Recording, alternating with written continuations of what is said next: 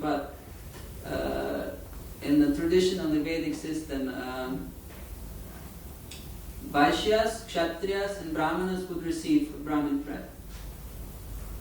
So it's not only Brahmanas. So that's the thing to understand. It can facilitate our progress. But it's not, it's external, but it's important. But it's not the main thing. Then the second, who would want, I think we have a difficult task. We have a very, very difficult task. And because I remember, that's the task that the whole ISKCON is struggling on a social and individual levels, because all of us have rejected everything that we did before. You ate meat, you drank, you did all of the things. And then we rejected all this. But what did we accept instead? We accepted transcendental culture, pure. But we see after some time you need some social support, you need something, social system, and this is lacking. This is very much lacking, and therefore people are struggling. If you would see our percentages of success and failure, this wouldn't be such a good statistic.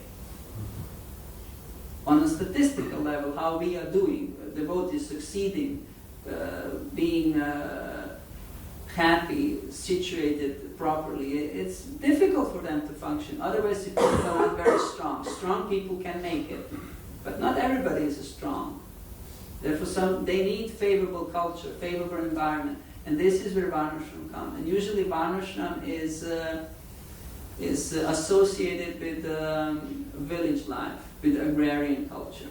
And again, for us, accustomed to buying milk in the shops, buying everything from the shops ready-made, to switch immediately to making all these things is difficult. It's not so easy. I think our generation is in some ways lost. Because it will happen, it won't happen for us, I feel. But there's a chance for second generation if they are being educated according to the Vedic or Vaishnava principles. And this is so important. And you have couple of places in ISKCON that this is trying. People are trying to have this kind of projects, but it takes a long time. It takes a couple of generations to establish all this, to have proper structure. I think a good example for us are Amish. They have communities all over America, and statistically their communities are growing. And they have their own system of values. They don't call it Varnashram. They have all their own internal system. And everything is there for them. And they are live very happy and peacefully in their system of values. But it took them many years to establish all this. Comes economy there, so people have enough money to support themselves, because not everybody can become a brahmachari or a sannyasi. Then it's children, you need to have something. And if you have this supportive environment, who wouldn't want to live in such a place? I don't know if this answers your question. So I'll do a quick comment on Colton's question. I was just thinking, one thing that I found helpful, and maybe other devotees may find helpful too, is also, like, in the beginning we may think, someone wouldn't like to find out, oh, I'm a Shudra, oh no, because the Shudra really seem, but then as I understood more and more about what a Shudra is, for instance, we hear that a Shudra is someone who's very obedient, and then we see that the Shudra are the legs of the society, so then we think, well, I mean, that's important. If you don't have legs, they're very important. And then, Shudras are the musicians, the actors, and people who entertain.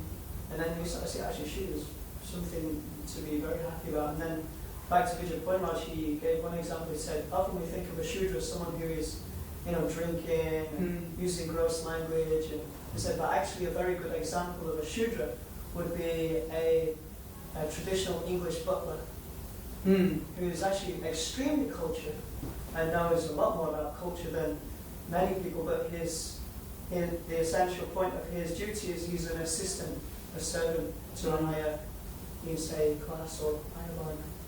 Yeah. So when I understood these things, then it changed my kind of idea of a Shudra. And also, like Kripamoyapuru said, the Shudra would drive the chariot for a warrior. But that means he has to be very expert in military and understanding of military formation, etc., because it's part of his service to know these things, so he can actually drive the chariot in a way that's favourable to, winning the fight. Hmm. So they have some Shudras actually extremely intelligent in that way. Thank you very much for this comment. I think it's our kind of thing that we judge on externalities. But the main thing is where the heart is. That's the main thing. And it's not so, because bhakti is not so much in what we do. I am giving now a class. And this may sound, I don't know. It's very honorable position to be. But it's not a difference if somebody cleans the floor. If he does it with bhakti, Krishna doesn't see a difference there. There's no difference there. It's about the attitude, where the heart is, why you're doing certain activities. So we have this tendency, so that brahmana sitting giving a class is better. It's not. It's not better in God's eyes. God sees differently, where the heart is. So that's bhakti. You don't care so much about what you do, but how you do it. And that's the more important thing, how you do things. And this is where Shudra and Brahmana is actually irrelevant. Krishna is pleased by devotion. Not by knowledge, or not by, expertise in chanting mantras and all this stuff. Krishna is pleased by bhakti and devotion. And this bhakti and devotion is not restricted by any social. Bhakti is fully independent and can conquer God. And any person can. Ramananda Roy was a Shudra. I think Narottam Das Thakur was a Shudra. So it's a good company to be. Yeah. And strictly speaking, all of us forced in a Shudra. Coming from a Western background. But again, one who takes bhakti seriously, then goes up. Anyhow, I think we should end, or if there's some, no, I think we should end, yeah? Okay. Thank you very much. Hare Krishna. Discuss you go to the shoulder group.